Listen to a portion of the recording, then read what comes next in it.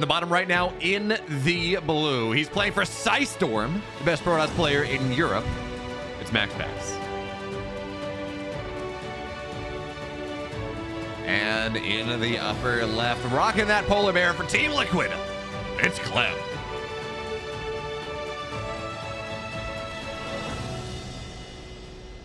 And much like Hero and Dark is the matchup of Europe, of European or of Korean online cups, I would argue that Clem and MaxPax is the European version of that. These players that run into each other time and time and time and time and time again. What is that, 88 series in Legacy of the Void? They play a lot, but it more often than not, it gives us some pretty awesome games. And even better than that, even more importantly than that, even than them playing, and I always forget this, I'm so sorry. There we go, fixed.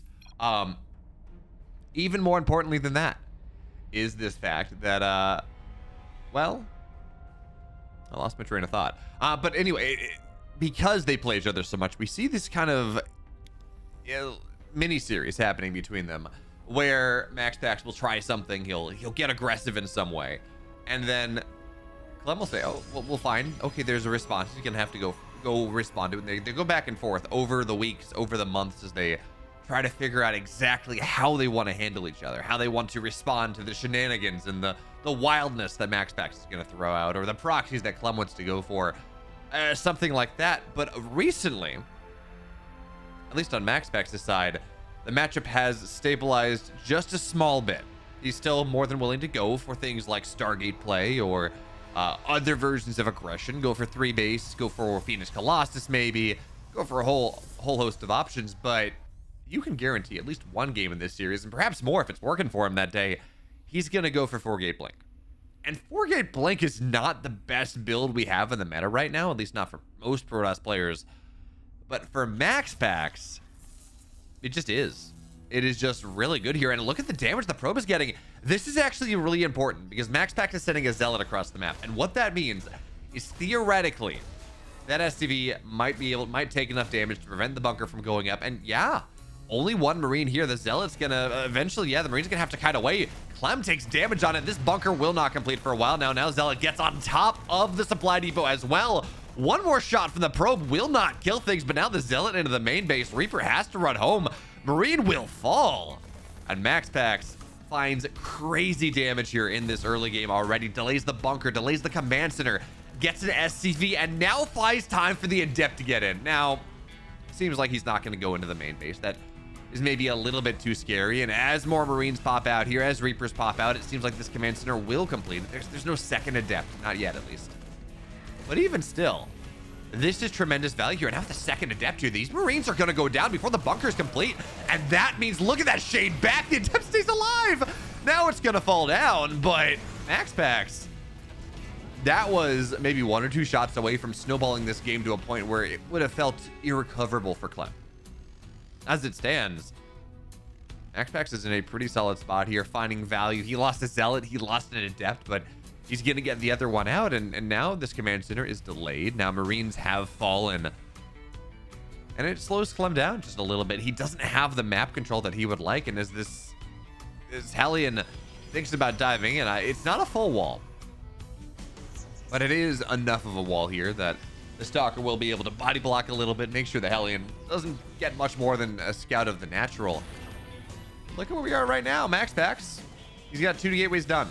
He's got a 3rd one on the way, adding in that Robo as well. So this doesn't seem like it's going to be 4-gate. I mean, there is still a little room to add that 4th gateway to move in. But this seems like MaxPax is going for what can be considered a 3-gate expand.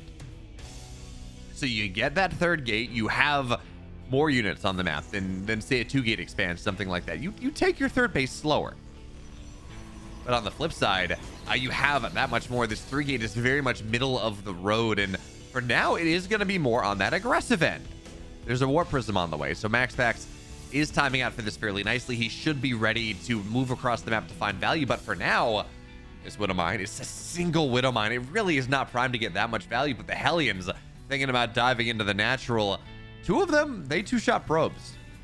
They do have this opportunity. They do have this potential to go and find tremendous value. So notice MaxPax is Just keeping one stalker at home, and with Blink, actually he's gonna be a little slow on the reaction here, so line up the shot. Let's see what happens now. Widowmine drops. Okay, medevac will fall. Widowmine is gonna get the burrow off here. Target fire on, okay, 7 workers go down. MaxPax though on the other side, he's gonna find his way into the main base here, and if he can find some commensurate damage, that really is gonna be the play. So for now, this should be a dead fresh mule. SCVs will fall.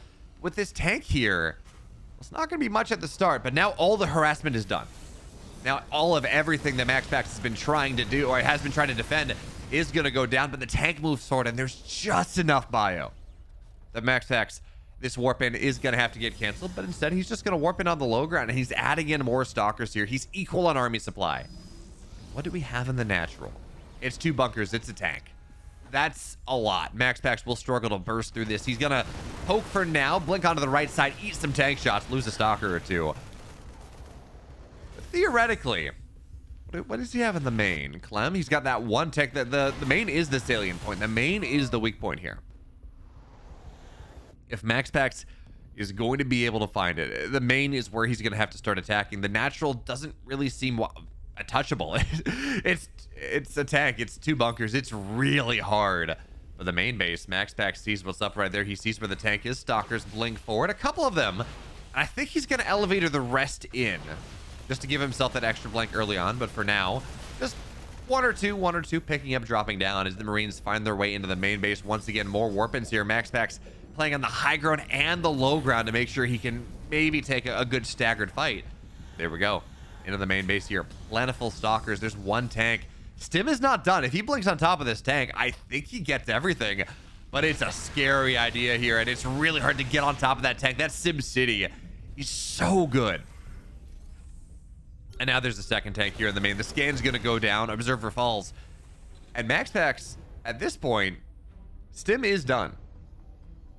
Combat shields are halfway complete. MaxPax, his timing is slowing down here. He does have to advance to that next level of tech. So charge is 2/3 of the way done, 3/4 of the way done. Close enough.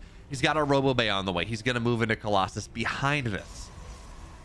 And that's the next stage of things, because MaxPax does have his 3rd base up now. He's up 10 workers just really on the macro. Clem has his 3rd base on the way. It's going to be a little bit slow as the Marine will fall. He could have gotten a Marauder, but again, tricky target fire as you run away. Stim bio is on top of it, but Stim doesn't last forever. And there are no medevacs in this army, at least not at the front of it. So any damage the MaxPax does, well, it's going to last a good long time. 1 Colossus is going to be out on the map by the time that this push really finds its way onto the other side. And charge is done. The army that MaxPax is building is really strong. But 3 tanks are going to be here, and that is a problem that MaxPax is going to struggle to deal with. And there is no extended thermal lance here. Stalkers, they take some damage. They get slowed down, but good Colossus wipes here to start. This 1 tank maybe going to get targeted down. Yeah, the first one will fall. Most Marines are dead. But it really is about the Colossus, or about the Marauder numbers in this army from Clem right now. On the other side, though, a warp-in, a run-by. 3 Zealots, a Stalker, random amounts of stuff. Just trying to find some time, trying to find some value here. Is now the tank on the left side. This is just going to get... Oh, no, it's not. MaxPax backs up. He doesn't want to really commit to that fight.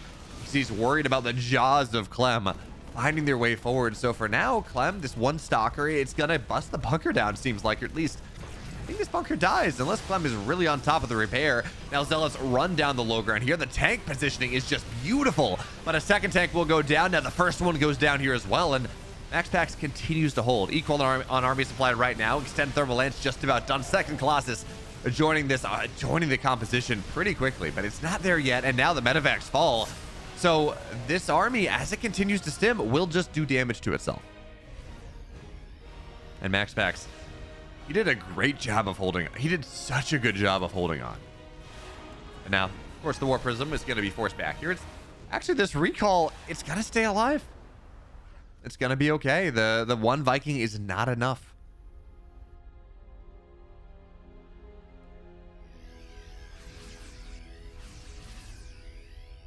And that means that MaxPax now is able to move forward here. This Widowmine's not going to get anything done, and now 3 Zealots on the warp and 3rd Colossus ready soon. We have Vikings on the way, but it's 1 at a time. There are only 2. This amount of Vikings is anti-War Prism. A number of Vikings. It's not going to deal with these Colossus, not with the Stalkers on the fray. So MaxPax playing at range. on extended thermal lance here in a pretty nice spot as the Zealot's thinking about running forward. Doesn't really want to commit to the concave, but he's going to trigger the fight on the left side before it's ready.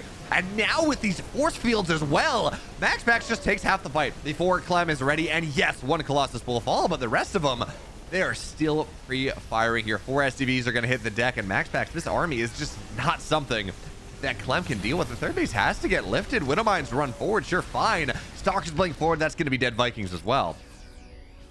And Clem looking for that angle. MaxPax really not giving it to him. Yes, the observer will fall, and that is annoying. It means it's much harder to clear these Widowmines. But Clem's not mining on 3 bases, and MaxPax has a 4th. He's got so much money available to himself, and a drop in the main base here as well. Clem's economy really is going to start to get hindered here, especially with +1 armor about halfway done. The tech is going to be really nice. This warp in should complete. It's on the right side. Zealots are going to find where the base is going to go, and these are DTs. Clem doesn't have the scans available, certainly not in the main. He's got a deal. He needs money. He drops. I'm willing to bet he dropped a ton of mules here. Yeah, Clem is just dead. MaxPax, masterful layered pressure. 6-minute blink timing, 10-minute Colossus timing. He kills Clem, and now he's up 1. And now in the upper left here, this game number 2, he's up a map, looking really, really strong. It's MaxPax. And in the bottom right here, looking to equalize in this best of 5 for Team Liquid, it's Clem.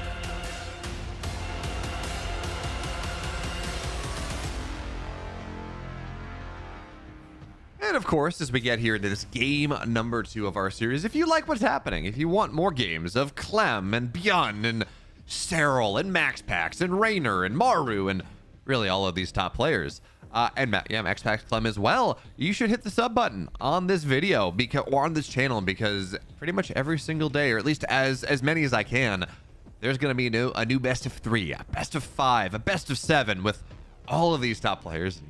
Ideally, it's either a certified story, it's a cool event, say Nightmare taking down Beyond to qualify for the GSL, or it's just a certified banger. Either or. And of course, as you're here in game number 2, you've watched the last 14 minutes of this video, hit the like button, because hopefully you do like it, and it really does help things out. It does help me reach bigger audiences. And let me know also, what do you think the secret sauce is, why MaxPax is able to hold against that aggression from Clem in a way that other Protoss players aren't? Is it his patience? Is it the pressure he puts on early? What exactly is it that allows him to hold with such higher frequency than other Protoss players really are able to do so? But for now, Clem's going Reaper expand. We're not seeing this probe gets low, but it's gonna regen enough shields. It will be fine. We've been seeing a lot of Terran players go for effectively the TVT build. Barracks, double gas factory into command center. But Clem is not going to do that. Not in this game, at least. He's going for Reaper expand, and that makes sense. It's Gressvon. It's a big map. Well, the probe will go down.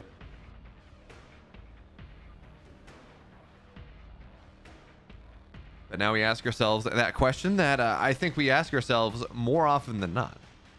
And that is, how does Clem look to bring the pressure to MaxPax? Because you roughly know what MaxPax is going to do. He's going to open Blink. More likely than not, he's going to open 4-gate Blink, because that's just what MaxPax does. And Gressvon is a pretty solid map to try to blink into the main. It's not the best. You know, the cliff on the high ground is not incredible. But it has a cliff, and that's all that MaxPax really does need here is, well, the Adept's going to find its way to the other side, but the bunker's done. There was not as much harassment out of the probe because the Reaper was early. So, and because Clem pulled a second SCV to make sure that bunker would get up, make sure that command center would go up. And that does mean now that Clem is not quite as far behind in the early game as he was in game number 1. And that in part answers my question that I posed to you all at the start of this game. Why is it that MaxPax is able to hold off against that early mid game, that late early game pressure that Terrans love to go for, the 2.5 base timing?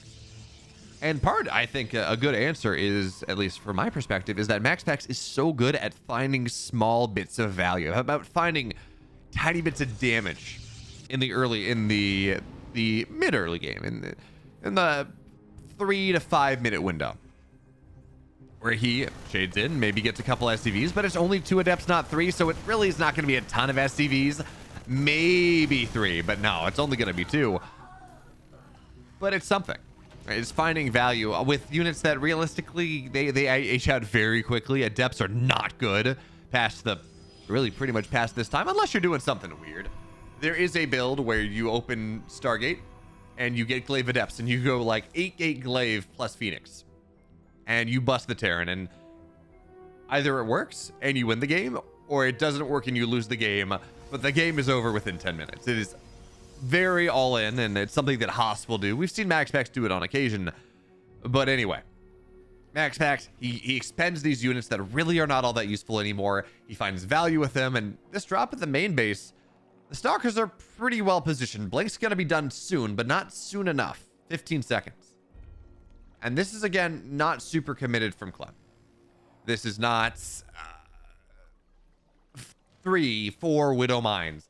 This is just the one. In fact, it's kind of a mirror image of what we saw in that first game. Is now Reaper Hellion into the natural. Is now, again, this medevac should go down, but actually, no, it's not. And now probe pull is a lot better this time. It's going to be 2, 3 dead probes, but only 1 in the main. A couple more in the natural. Reaper gets a great KDA charge. It's going to be 4 dead probes. So MaxPax got 2 SCVs, 4 probes went down. And at the end of the day here, Clem's equal on workers. That's massive. But on the flip side, MaxPax is again getting pressure on the map here. 9 Stalkers, 4 with the War Prism. It still is only 3 gate. It's not 4 gate. It's not that patented MaxPax pressure, but this is damage on the Raven. MaxPax commits that he gets the Raven down, and now this Colossus transition that he wants to go for is so much easier. More Stalkers are going to arrive. This medevac will stay alive, though. MaxPax would have liked to get it if he could have found it, but he doesn't find it. Now, again, more dedicated pressure for MaxPax here. Charge on the way, sure, fine. But I think we're going to see another round of Warpins. The Stalkers, they got pretty significant value. 3 SCVs and a Raven is really nice here. This tank is dead. No, Clem saves it. He saves it with the medevac, and now that's just a dead Stalker instead. Well done. Clem's fingers just sometimes are so fast. In the smaller fights, early game, or say a really early game when, like, say, the first medevacs are popping up, but you have a couple Stalkers or adepts or something in the main, it's not uncommon to see Clem dodge adept shots, dodge Stalker shots with his medevac pickup micro, which is just, it's kind of insane. I don't have words to quantify just how impressive that is. Yeah, if you go into a unit trainer and you say, hey, Stalkers attack, you're going to be able to do it. But, medevac will fall down, and that is 6 Marines. The rest of the drop will fall here as well. Nice move there from MaxPax. That is, he's not equal on army supply. In fact, Clem still has that lead.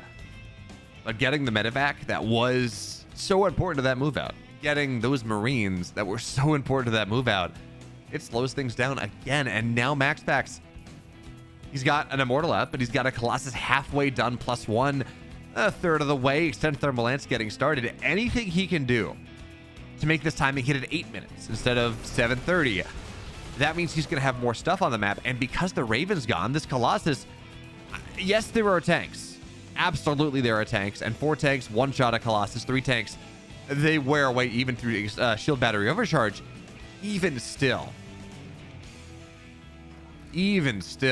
slowing this down, removing the Raven, allowing the Colossus to fire, makes this hold for MaxPax much, and I mean much easier.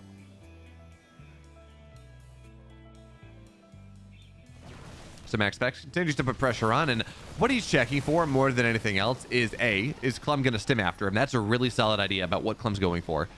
And B, are there still bunkers?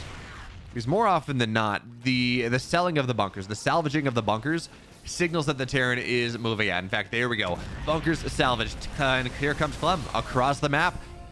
MaxPax, though, seizes immediately with these Stalkers. And by the way, there are Zealots on the bottom left side here in this War Prism. The moment that Clem moves out of the map, the moment he can't defend his main base, well, theoretically, the War Prism is going to want to run in, but instead it's going to be a recall. The Viking, they're well positioned, optimally positioned, but there are 2 Colossus on the map. Third one on the way. Extended thermal lance is just about done. And MaxPax, oh, he's going to catch part of the reinforcements here. This is really nice.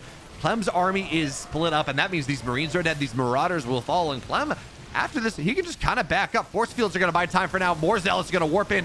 Widowmine's trying to get on top of them, and they're going to get some juicy shots. Even still, the Zealots going to get on top of the rest of this army. The tanks will fall down, and MaxPax is making this look easy. One Colossus did fall. Second one gets low, but it doesn't matter.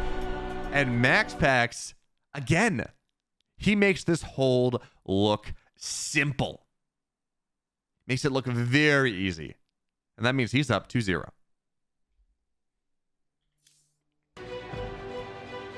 In the bottom right, perhaps for the last time in this series, he's up 2. It's MaxPax.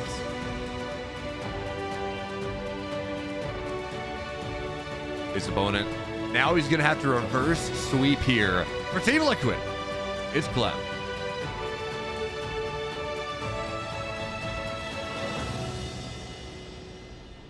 And of course, one final thing as we get into what is perhaps the last game of this series. If you want to catch me live, you want to see me casting these games live in living color in person, twitch.tv/BeoMulf. Go drop a follow over there. Make sure you get the notifications when I go live, often 8 p.m. Easterns on Tuesdays and Thursdays as much as I can.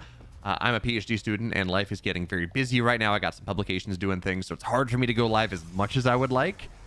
But drop a follow over there. See me live. Come hang out. We'll talk about things. Starcraft. What your opinions are. Why Zerg is Imba? How awesome it is. And actually, I'm so excited about this.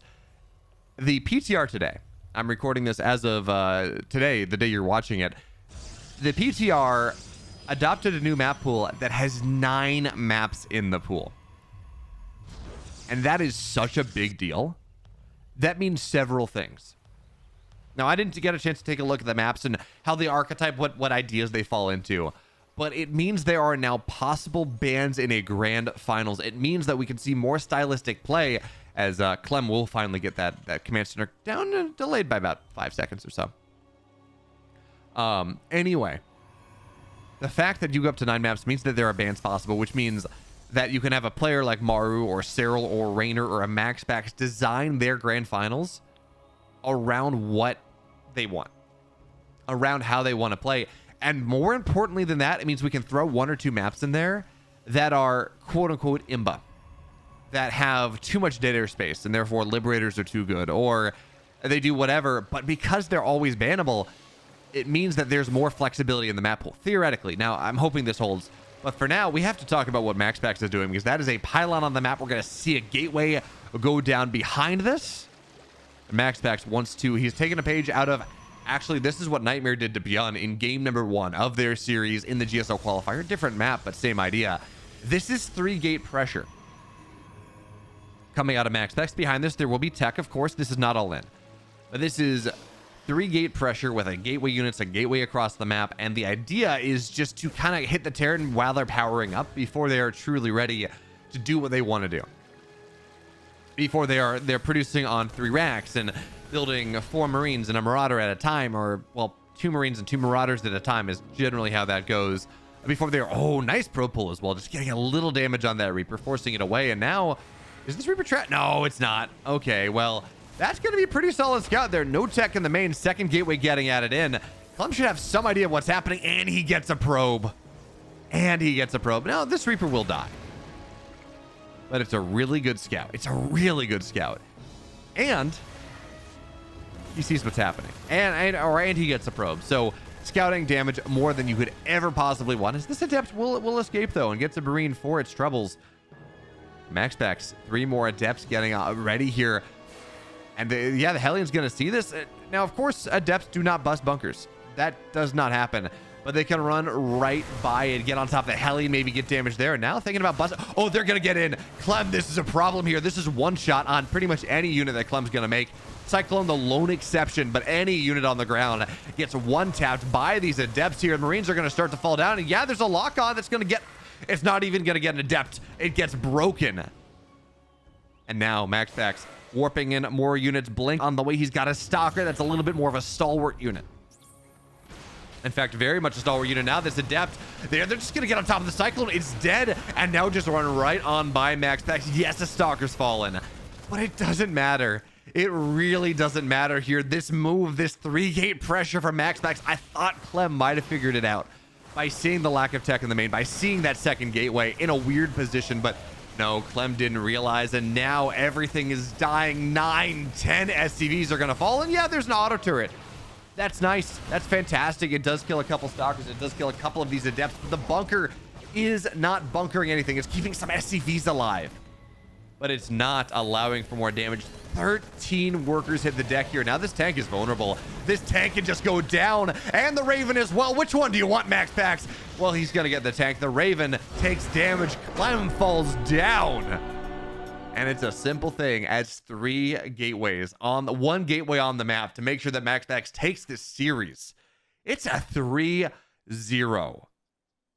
Damn, MaxPax looks good.